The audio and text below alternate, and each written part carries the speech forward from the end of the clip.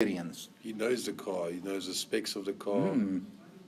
Yeah, he does all that shit, but that's not the first thing a good car salesman does. Take another stab at it. I mean, like, he lets you browse through it and just doesn't know. Yeah, it's also not what a good car salesman does. Makes you He feel introduces himself. Yeah, all that stuff. Not the right answer. Any other one, or can I tell you? You can tell us. Hint. A very good car salesperson, when you walk in, yes, he'll greet you. Yes, he'll say hello. Yes, he'll come across warmly. Okay? He'll create some trust and he's a confident person. But what a very good car salesman does is before he does anything else, he starts establishing, can you afford the car that you are there to see? That's the very first thing a good car salesman does. Qualifies you. He qualifies you. Because there's nothing worse than getting someone into your showroom, you take the oak for an hour test drive with a car, you spend time, you do this, you do that, and then you suddenly realize, oh hell, he can't qualify for finance. So, and maybe you've experienced it if you think back now on, and not necessarily a car that you bought, other products where you find a very good salesperson, good salespeople, the first thing that they start establishing is this person wasting my time? Or can they pay? I'll just jump to an extreme. If you are selling Ferraris and someone walks into the door, what is the very first thing you want to know? where does he work? What does he do?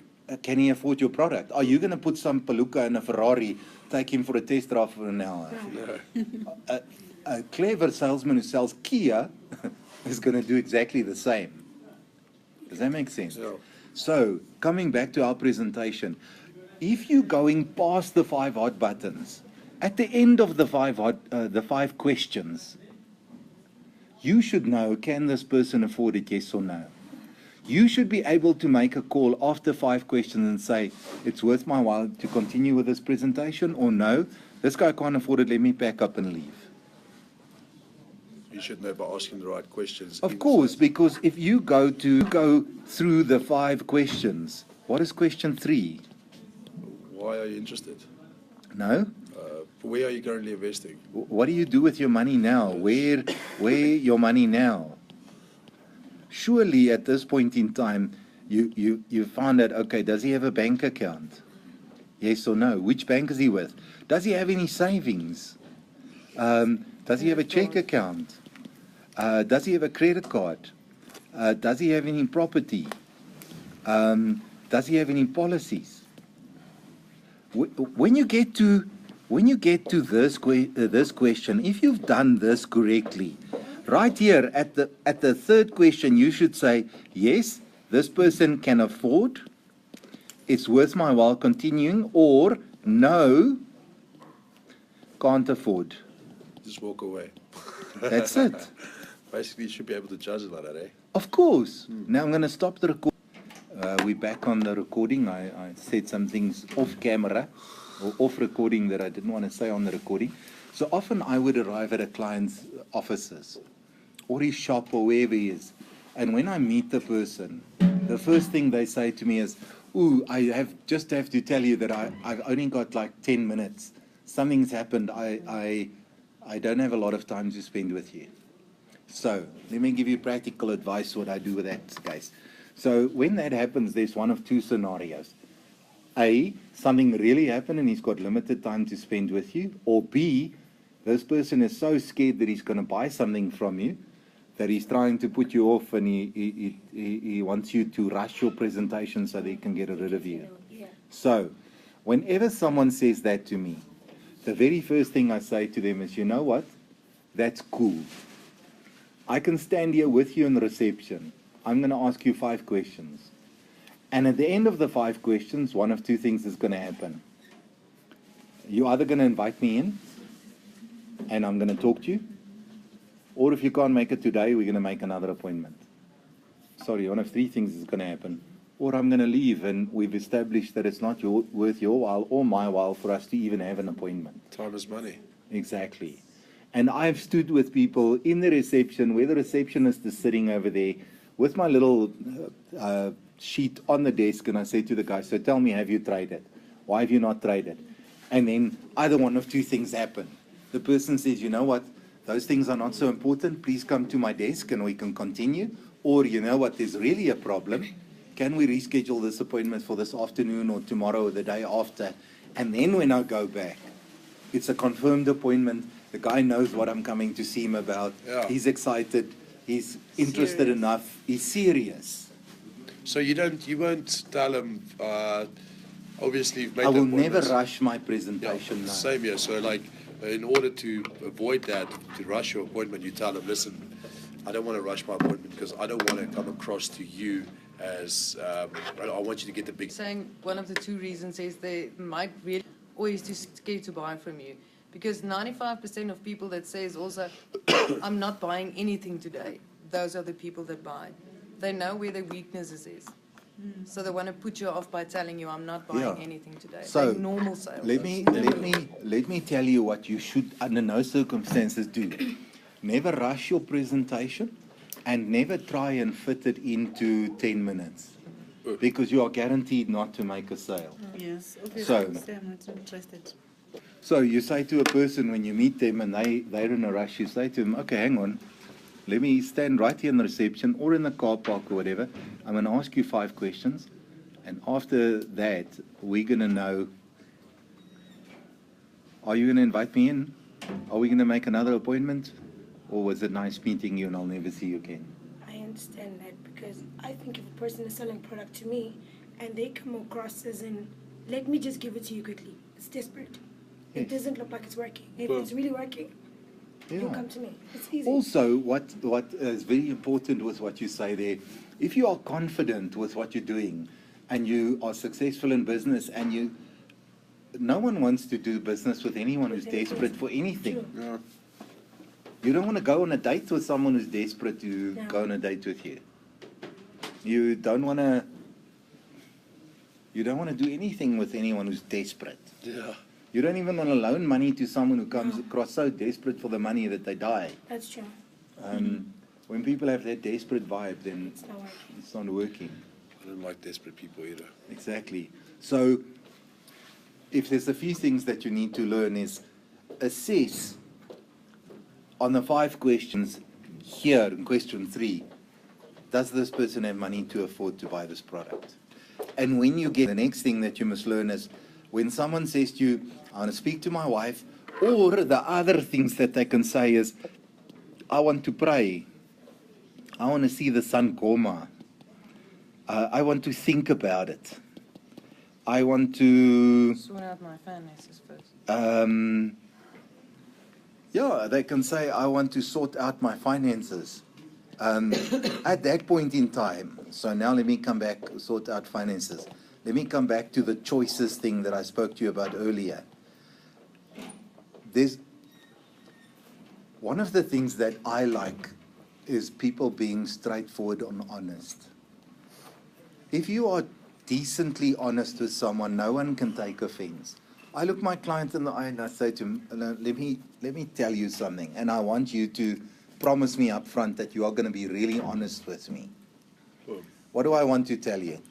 There's only 2 reasons why people don't sign up with me. Number 1, they can't afford it right now. Okay, and before you tell me your answer, the second thing is I did a poor presentation and you think this is hogwash and I'm rubbish and whatever. Which one of these 2 is it? Fortunately, I've never ever had anyone say to me it's a poor presentation. So they were lying to you. There could be someone who lied to me. But if you give people this opportunity to be honest, where they might have before felt uncomfortable about saying, look, I can't afford it right now, they will then turn around and honestly say to you, look, yes, my finances are not cool at the moment. I've just moved house last month, this, that, whatever the case might be. And at that point in time, I will not attempt to hard close them. I will say to them, you know what, that's cool.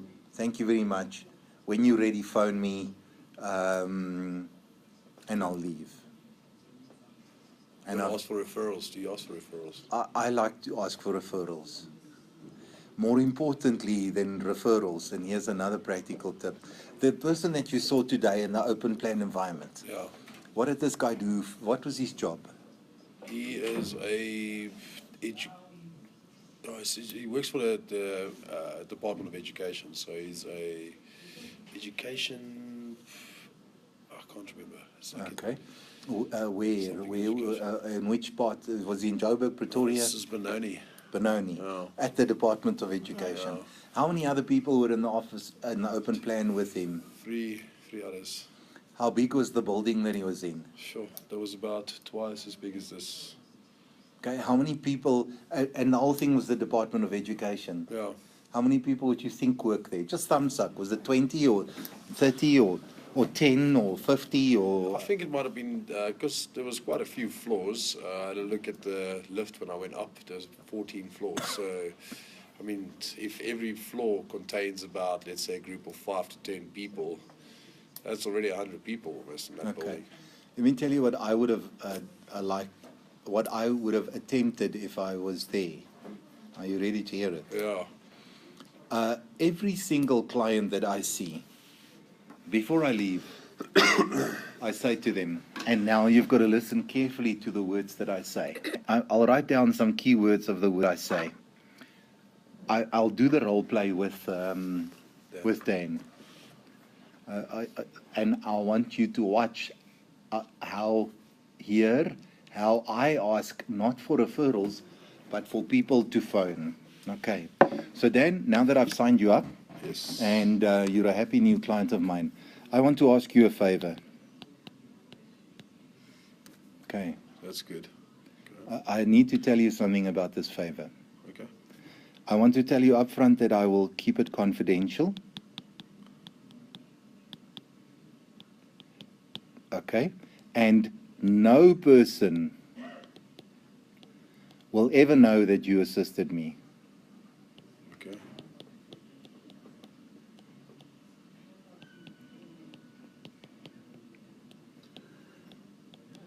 So are you ready for me to ask you this favor? Yes, I am. Okay. You are here at the Department of Education. Surely there are many people like you that work here that might be interested in the stock market. Yeah, you're right. Okay.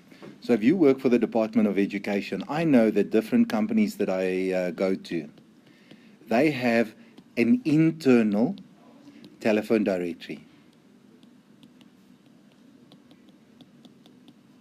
Okay? Now this internal telephone directory is normally kept in various ways. It could either be a printout that's here on your notice board, okay? Or you have an Excel spreadsheet with everyone's details on, or you can email me your a list of people that work here. So what I want to ask you is, as I said, it's confidential. No person will ever know that you assisted me.